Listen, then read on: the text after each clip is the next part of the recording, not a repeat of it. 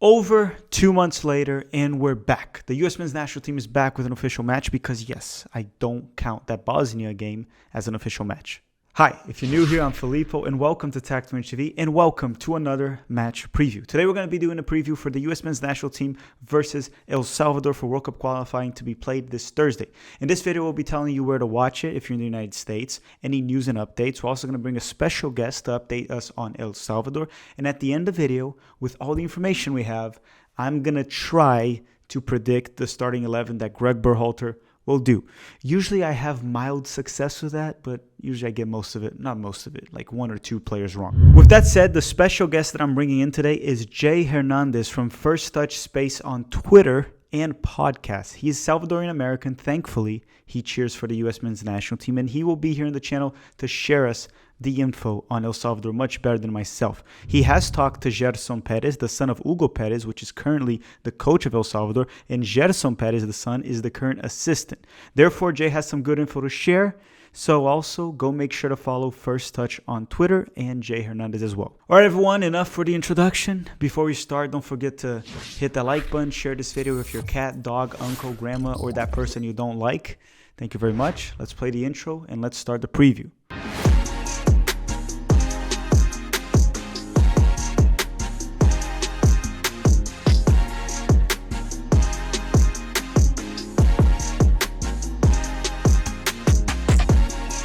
The U.S. men's national team is set to face El Salvador for the 9th round of World Cup qualifying in CONCACAF this Thursday, January 27th at Lower.com Field, again at Columbus, Ohio. Now, the weather for this match is expected to be in the low 30s, mid 20s, which is horrible and can even lead to muscle injuries. Now, if you have wood near you, knock on wood so nothing happens to our players, hopefully.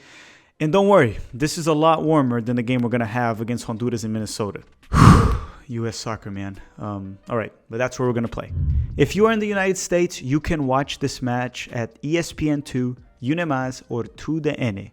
You can also come watch here and hang out with us here on the channel, as we will be doing a live watch along for every single U.S. men's national team game. It's lots of fun. We usually have over 1,000 to 2,000 people here, and I get out of control.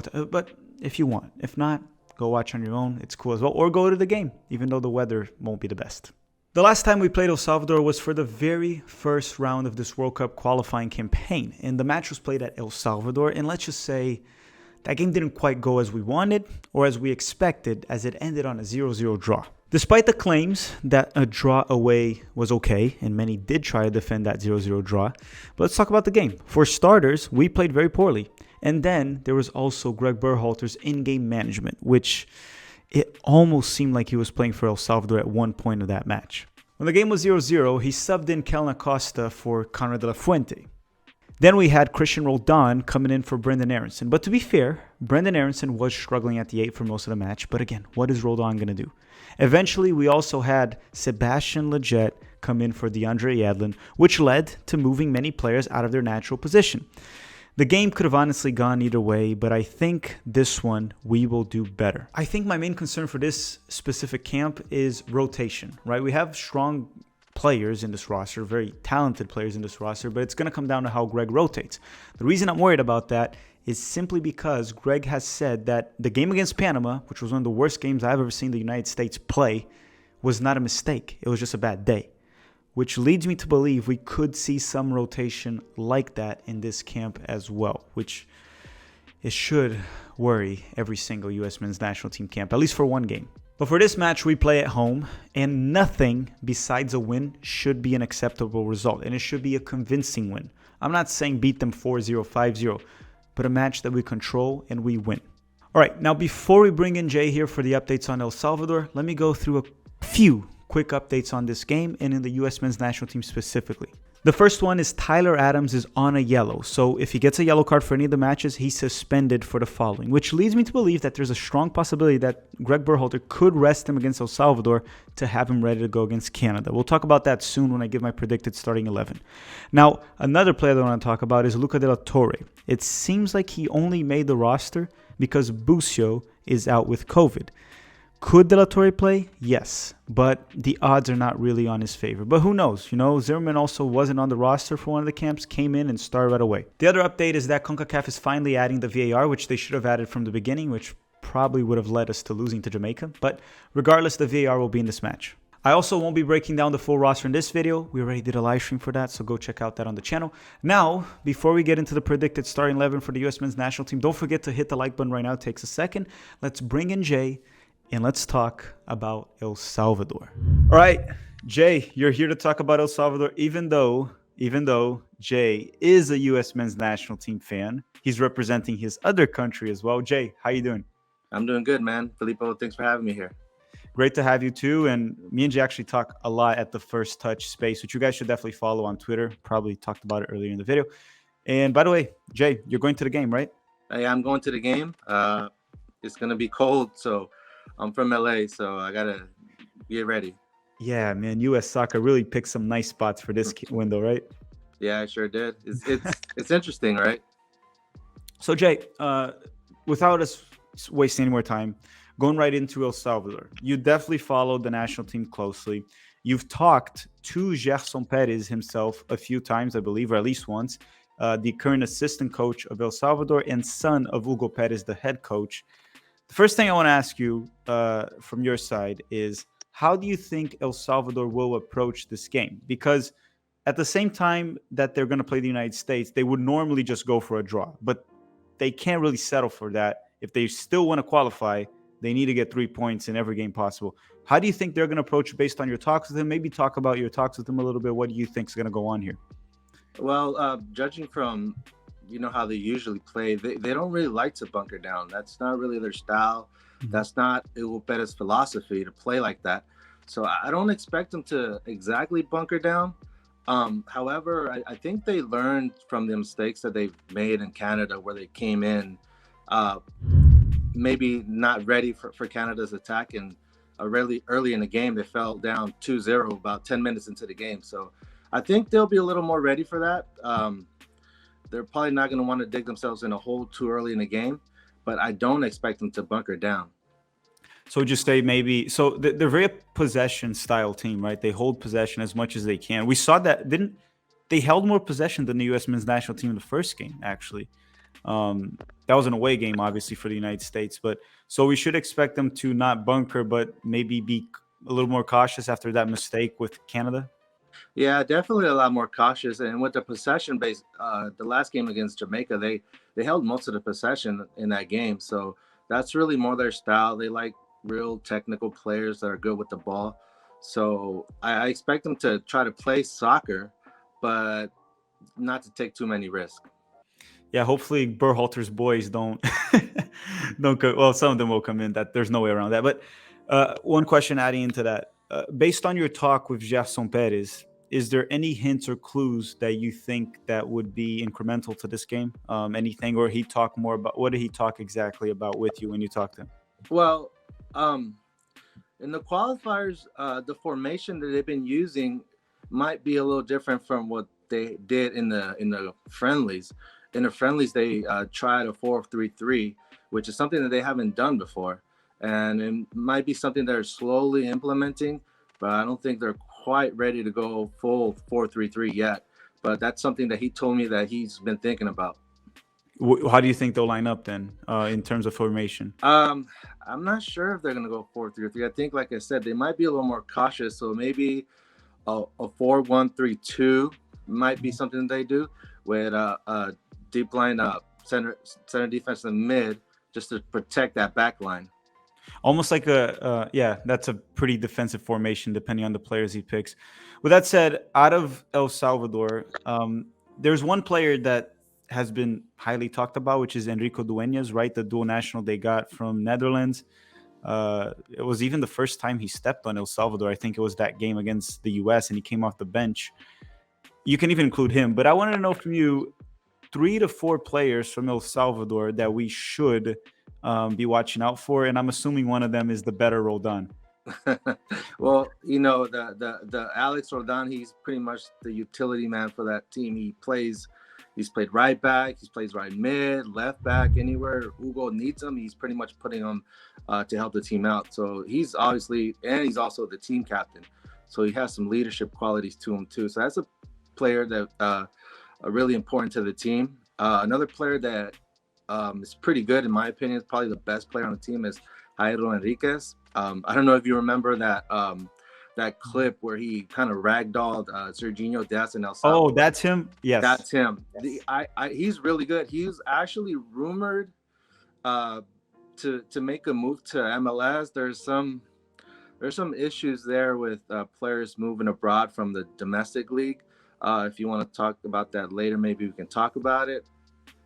And another player that I think will be interesting just because of the position that he plays is Brian Tamaka as the right back. I'm interested to see how he does to try to slow down Christian Pulisic if Christian starts at left wing. That's a player I think we should keep an eye on to see what Christian could do against him. And another one that hasn't had too many games, but I really liked what I've seen from him so far is Landaverde, which is he's a midfielder. He's pretty technical. He sort of pulls the strings around in the midfield. He didn't play, I believe, in the first game, so that's a player that the U.S. hasn't seen before. Now, before we get into the score prediction of this game, based on what you know from El Salvador and what we know from the U.S. roster, we don't know the starting 11s for both teams yet. Obviously, at the game, which lucky for you, you'll be there. Lots of fun. I'll probably be in the one in March in Orlando against Panama. Last time we played Panama there, we crushed them. Hopefully we do that again. Now, my question to you is something a little bit off topic in regards to the game, just for the viewers here to learn a little bit more about El Salvador. El Salvador has some big projects going on in regards to soccer for the future, right? Right now, they're doing well, especially for the size of the country and everything. And not just the size, but even infrastructure that they're improving. My question to you is, what are the projects? I know you mentioned to me that they're trying to do something like MLS Next. They're building infrastructure, stadiums. Can you talk to us a little bit about that? Yeah, well, there's rumor there's a new stadium that's going to be built for the national team. I'm not exactly sure in what year that will come, and they're also reconstructing or doing some work to some of the existing stadiums, like Mágico González Stadium. They're supposed to kind of renovate it and get it up to like better quality. So that's one of the things. And they're also building some like a training facility for the national team. And I think that's before the U.S. because we don't have that. I mean, we have, the U.S. has everybody else, the club's training facilities, and which is actually a topic that's pretty interesting because in El Salvador, none of the clubs have their own training facilities. So, I mean, that's something that maybe in the U.S. is taken for granted. Yeah. But in El Salvador, none of the teams have their own training facility. Interesting. Yeah, I was just saying that I think the U.S. should have the national team. That we can use the club's training facilities. I think if you have that, use it to your advantage. But we should have a central one, which is the national team one, right? I think, El Salvador and a lot of Central American countries go through their own struggles and they can't have as much. The U.S. most certainly should be able to have one. But, U.S. soccer. Yeah. But yeah. So what about the MLS Next that you told me that they're trying to build something around that? Like Hugo Perez wants that. So right now in El Salvador, the clubs, they don't have a U12 or a U17 or U15. They don't have youth academies. As strange as that sounds, they don't have a youth academy for their clubs. So you have the first team and then you have the reserve team. So if you're a kid, you're playing with grown men in the reserve team and try to make your way to the first team. So what Hugo Perez is doing, and he's familiar with how the DA was built in the U.S. and he was kind of part of that project. He's trying to build something similar to that in El Salvador. Since the clubs aren't taking the initiative, I guess him along with the federation are going along with that project, and it's supposed to open up, I think, in a couple of months. All right, so I think El Salvador is gonna slowly become a pretty strong nation. Well, they're already a strong team, but we're going to become a lot stronger here in CONCACAF. And I know Hugo Perez has said he has the goal to qualify to 2026. This one as well, but 2026 much more realistic without the current big three, right? USA, Mexico, and Canada. Jay, the last part of the video here that I want to hear from you is the following. Right now, from the information you have, what would you say is the score of the game? I would say probably the U.S. taking it 2-0. 2-0. I can't tell you right now my prediction here in the video because I say it right after in the next section, but I can tell you it's similar to that. But not that score, but close enough. Jay, thank you very much. Everyone, go follow Jay on Twitter. He put his handle right there. Oh, crap. Look at that. It's mirrored, so I get it wrong. And also go follow First Touch Space. A great way for fans to actually hang out there and talk and engage. I jump in every time I can. I know Pete from 11 Yanks does. But overall, they just have a lot of fans come in, 30, 40, 50, 60, 100 sometimes. And it's a great conversation to get the fans involved. Thank you very much, Jay. Thanks, Filippo. All right, everyone, you've heard it from Jay. Now, let me give you my predicted starting 11 for the U.S. men's national team, and then I'll wrap up the video. I'll give you a score prediction. So personally, I think for this match, Greg Berhalter will go with his standard 4-3-3. I think Zach Steffen will be on goal, which one thing I do have to say about Zach Steffen. At the time of this recording, I saw some pictures and videos from the U.S. men's national team in camp, and I haven't seen Zach Steffen there. He also was not with Manchester City on the last match they had. So I don't know if there's anything going on with Zach Steffen. If I find out before we release this video, I'll pin a comment down below. But assuming he's healthy and in camp, Zach Steffen will probably be the starter. Hey everyone, literally just woke up and we just got the news that Zach Steffen is dealing with back spasms. Therefore, Matt Turner will likely be the starter. So when you hear me say Zach Steffen on this video, it actually means that Matt Turner. Because when I recorded, we thought Zach Steffen was healthy. All right. So Zach Steffen's likely out. He's day-to-day. Maybe he'll come back eventually in camp. Matt Turner will likely be the starter. Now let's go to the predicted 11. The right back will likely be Serginho Dest. The left back will most likely be Anthony Robinson, having a pretty good season with Fulham in the championship. Now, Walker Zimmerman and Miles Robinson are the center backs, in my opinion, that Greg Berhalter will start with. They've been with him in camp all month. I think he's going to go with them. They also haven't played, so they're fully rested. Now, as for the midfield, I personally think Greg Berhalter is going to go with Callan Acosta at the 6, Weston McKennie and Yunus Musa as a dual 8s. All right, so Tyler Adams is on the yellow. I think he'll personally rest him because I do think a midfield with Callan Acosta, Musa, and Weston should be enough to get the job done with El Salvador at home, and Greg will probably go that route. Now, again, maybe he'll just go full MMA, which is what I would hope, but I think Acosta will play this one. And honestly, if you think about it, midfield with Acosta, Weston, and Musa, it's fine. Acosta will look fine in that midfield, and Weston and Musa can take care of the rest. As for the forwards, I think the left winger will be Christian Pulisic. He's rested. Chelsea barely played him in the last 2 matches. The right winger, because the left winger would be Pulisic, will probably be Paul Arriola, in my opinion. I think he's going to go with Paul Arriola on the right wing. Maybe Tim Weah, but more likely Paul Arriola. And the center forward, as much as I want to believe he'll play Ricardo Pepi, it's in Columbus. He's rested. Pepi played over the weekend. I actually think Greg might start Zardes. If he doesn't start Zardes, it will be Ricardo Pepi, and then Zardes will probably come into this game.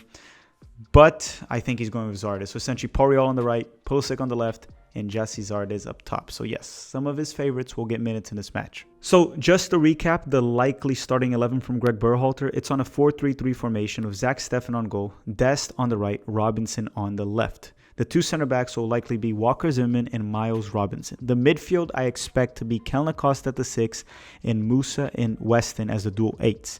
Now the 3-man up top would be Paul Arriola on the right wing, Pulisic on the left wing, and Jesse Zardes as the center forward. Now comment down below your starting 11 for Greg Berhalter. Let's see who can get it right this time.